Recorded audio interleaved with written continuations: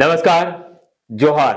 વાત કરીશું આપણે ડાંગ જિલ્લાનું આવેલું સાપુતારા બસ સ્ટેન્ડ આધુનિક બન્યું, પરંતુ કેન્ટીન બંધ, પીવાના પાણીની સુવિધાનો અભાવ મુસાફરોની પરેશાની બની. ગુજરાતના એકમાત્ર પ્રસિદ્ધ ગિરિમથક સાપુતારામાં પ્રવાસન વિકાસના મોટા દાવાઓ વચ્ચે મુસાફરોની સુવિધાઓ અંગે ગંભીર પ્રશ્નો ઉભા થયા છે.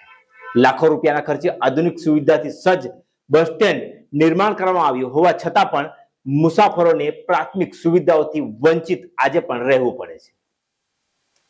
લાંબા રૂટની એસટી બસોમાં મુસાફરી કરી સાપુતારા પહોંચતા પ્રવાસીઓ ચા નાસ્તો, શુદ્ધ પીવાના પાણી અને આરામ માટેની પૂરતી સુવિધાઓ ઉપલબ્ધ નથી. પરિણામે પ્રવાસીઓ, વડીલો, મહિલાઓ તેમજ બાળકો સાથે મુસાફરી કરતા પરિવારોને ભારે હાલાકીનો સામનો કરવો પડી રહ્યો છે. સ્થાનિકોના મતે તંત્રની બેદરકારીના કારણે રાજ્યના મહત્વના પ્રવાસન સ્થળની છબીને પણ ખૂબ મોટી હાનિ પહોંચી રહી છે.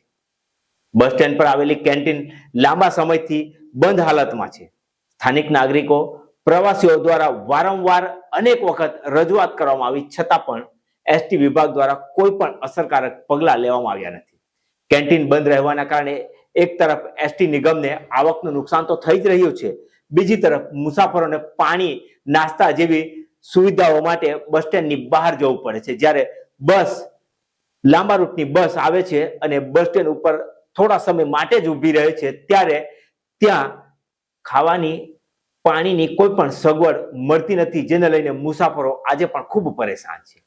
કરોડો રૂપિયાના ખર્ચે તૈયાર થયેલા બસ સ્ટેન્ડ હજુ પણ મૂળ સુવિધાઓના અભાવને કારણે તંત્રની કામગીરી સામે ગંભીર સવાલો ઉભા થયા છે. અત્યારે તમે જોઈ શકો છો કે સાપુતારામાં એક બસ સ્થાનક છે, જે અહીંયા બસો જે આવતી હોય તો મતલબમાં એક પાછળ તમે એક જોઈ શકો કે બસો અહીંયા મતલબમાં આવતી હોય, પાછળ એક સહેલાણીઓ જે મતલબમાં એમને એક વતન જવાનું હોય અને એમને મતલબમાં એક ફરવા માટે આવતા હોય, પણ અત્યારે કંઈક અહીંયા જે ઉપહાર ગૃહ હોઈ શકે કે અમુક બાથરૂમની એક સુવિધાઓ હોઈ શકે તે અત્યારે પણ અસગવડતામાં છે.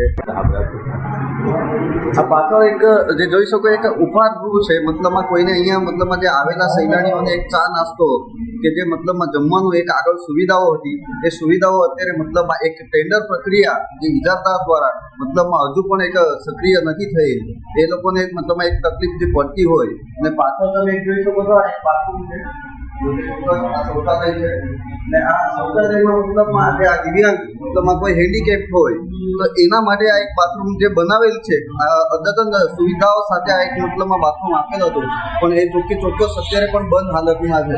તો આવી અસુવિધાઓનો અહીંયા મતલબમાં આ પ્રવાસીઓ જે આવતા હોય, જે સહેલાણીઓ આવતા હોય, જે વતન મતલબમાં એમને દૂરનો એક પ્રવાસ કરવાનો હોય તો એમને આ તકલીફ પડતી હોય, તો એ હિસાબથી આ બસ સ્ટોપની એક તમે હાલત જોઈ શકો છો. આ પાછળમાં જે કાર્યાલય છે, ઇન્ક્વાયરી ઓફિસ છે, મતલબમાં અહીંયાથી રિઝર્વેશન થતા હોય અને અહીંયાથી મતલબમાં એક સુવિધાઓ પણ એક અહીંયા જે સુવિધા સાથે એ જે સુવિધાઓ સાથે હોય તો તે મતલબમાં નથી થતું. તો એ હિસાબથી કયા હિસાબથી છે જે આ ચોક્કસ હું નિવેદન આપું છું, એક જાગૃત નાગરિક તરીકે આપું છું. સાપુતારા જેવા આંતરરાષ્ટ્રીય કક્ષાના પ્રવાસન સ્થળે અનુરૂપ બસ સ્ટેન્ડ પર તમામ જરૂરી સુવિધાઓ ઉપલબ્ધ કરાવવા તથા બંધ પડેલી કેન્ટીનને તાત્કાલિક ધોરણે શરૂ કરાવવા લોક માંગ ઉઠી રહી છે. સ્થાનિક નાગરિકો અને પ્રવાસીઓએ સંબંધિત વિભાગોને તાત્કાલિક કાર્યવાહી કરવાની અપીલ પણ કરી છે.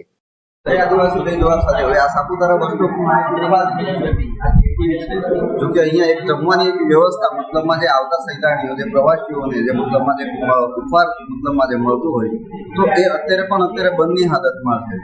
પાછળ તમે જોઈ શકો આ સહેલાણીઓ અહીંયા આવેલા છે, જોકે ચોક્કસ અત્યારે પણ એક બસની એક રાહ જોતા હોય તો એના પણ સિટીઓ માટે મતલબમાં અહીંયા એક પાછળ રાખેલી હોય, પણ બસ પણ અમુક રાત્રિના સમયમાં જો આવતી હોય એ બસો પણ અમુક સર્કલથી જ નીકળી જાય છે, જેથી સાપુતારામાં આવતા હજારો પ્રવાસીઓને ગુણવત્તાસભર સુવિધાયુક્ત સેવાઓ મળી રહે.